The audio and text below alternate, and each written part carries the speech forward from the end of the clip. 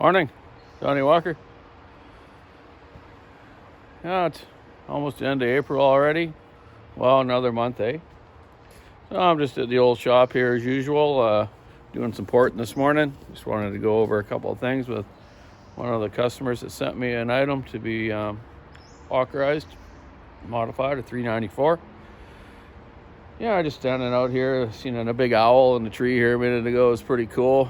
Lots of birds flying around. It's so green now, man. Things are greening up big time. Our poison ivy or whatever you call it's growing like crazy over there. All the cherry trees are blossom, maple trees. Yeah, beautiful little spot here. Creek's roaring a little bit after the rain last week we had. Yeah, spring, gotta like it, eh? So anyways, yeah, I wanted to just show a fella. He sent me I saw to do up a 394. His name's Roger Cody from Ontario. He wanted this old 394 he found in a barn or something that was blowing up, that he scored it and fixed it up. Not a lot of time on it. Bottom end is great. I just wanted to show you in the chroming of the cylinder and show Roger. I'm going to actually spot him a cylinder, a used one I have that is in great bore condition compared to his, and then port it to my specs and do up the rest of his saw properly and get out to him. He has a little challenge with his dad, so this is for you, Roger. I'm going to help you out here. So you can see in this bore of this cylinder, the 394, there's a bunch of chrome missing on the bottom of the exhaust port here.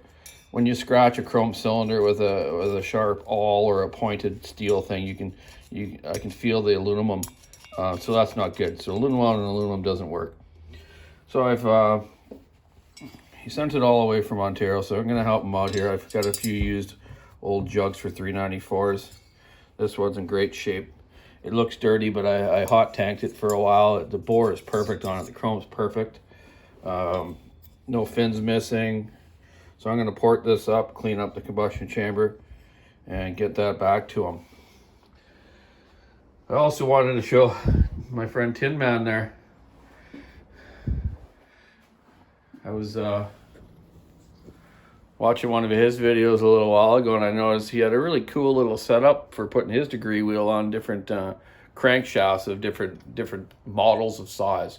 I've always made these adapters, which I use these old ignition rotors off of kart engines, Italian kart engines, and I've adapted. You'll see each one of these has a different clutch hub. So Husky, different models of Stills. I even have one with a big magnet, so I can just put the magnet against the clutch on a saw. That worked good too. But Tin Man, noticed he had an old drill end, a drill chuck, a keyless one. So I made one tomorrow. I just happened to open my drawer of my toolbox, and I had one in there. It must have failed off of one of my drills. So I quickly came up here and whipped up a nut and bolt through it to one of these ignition rotors. So now I can just basically use the drill chuck, obviously, and just wind it onto any crankshaft. Then I can use my timing wheel for every different model. This is a 462 still. Some of them out there running right now, running really well. I'm trying to push them a little bit more to guys to try. They're smooth, good on gas, great power, up to 32-inch, lightweight bars. Works well. I just done another couple 572s, which have been working well too, which I'm actually changing to the spec that I used on this 462 still, and I found that it's working pretty good. Nice motor. I really like the full stuffer crank, and really nice. They got a nicer combustion chamber than the older ones. Big transfers. So yeah, this one I'm doing up for a fellow, I think in the US. Also a muffler for him too. Then yeah, some of my work saws, 3 461s I'm going to do today. 2 372X torque. One sitting there by the grinding area right now, which I'm going to get onto here in a couple minutes. Yeah, and then I had a little thought the other day. I don't really my dad's built lots of racing chainsaws, and I built a few too, with him, of course, and obstacle pole saws and whatnot. So I was thinking, I like these 4L cranks in these 572s, I should say. Like the 357 had, and your good kart engines and your dirt bikes all have. And it just balances better, and you get more torque with them. So what I'm going to do with this, actually, and I was just measuring it up, the bore and stroke situation of this motor. We know these are 70 cc's. The 462 is 72 cc's. It's 2 cc's more than the Husky, but they got a little bit around the same horsepower. I think the Still's got a little tad more, but my customers, like a couple of my friends in the last few days, it's like, well, you know what, I just like my Huskies, even though that has a little bit more power, because I have a couple of friends that have both models, but they prefer the Husky because of the smoothness on their hands, and it fits the tree better. Some guys can't get around the wrap type handlebar on Stills if they've run Huskies so long, but then other guys that run Stills so long can't get themselves around the Husky ones. It's whatever. It's all what you're used to, right? It's like I love my snap-on screwdriver compared to a Craftsman. You know what I mean? Kind of the same thing. So wait, what I'm going to do, I'm going to take this 4L crank.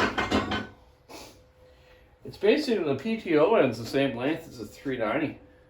So I'm going to modify this 390 case here to put this 4L crank in. I'm going to have to slightly machine out the crankcase to fit the diameter of this full circle crank.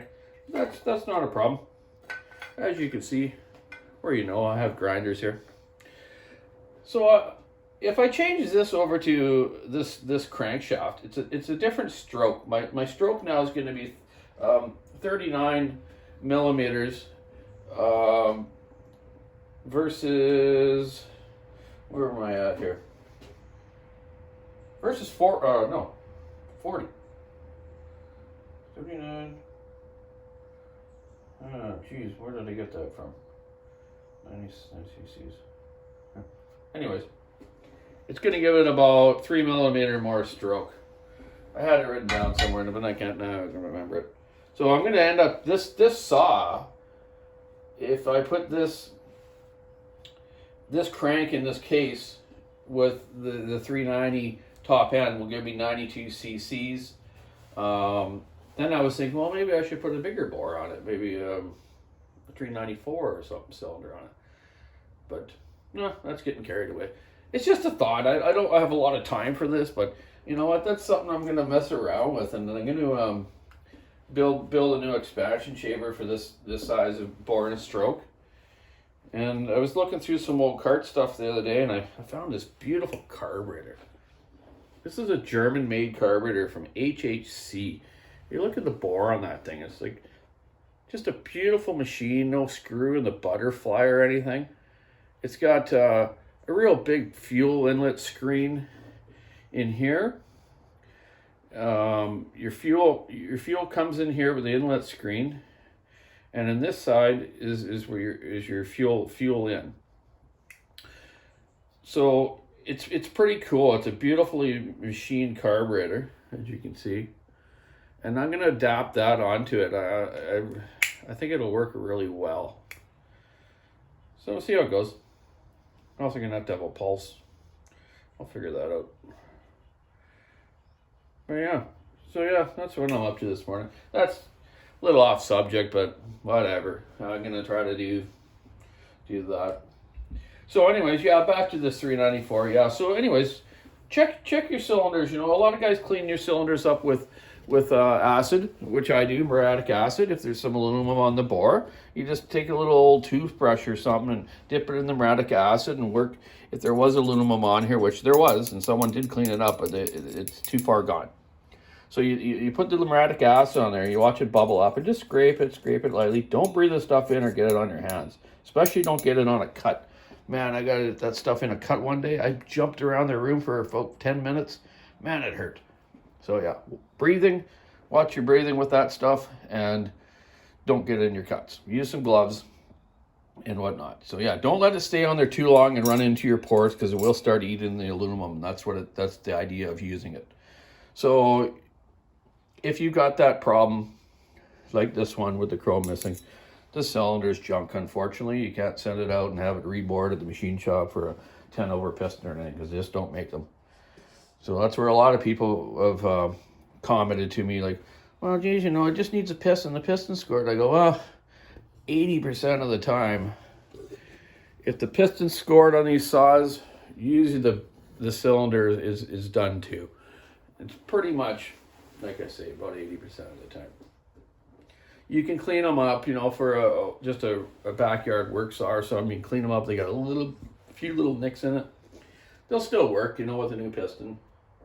But I just rather change both in most situations.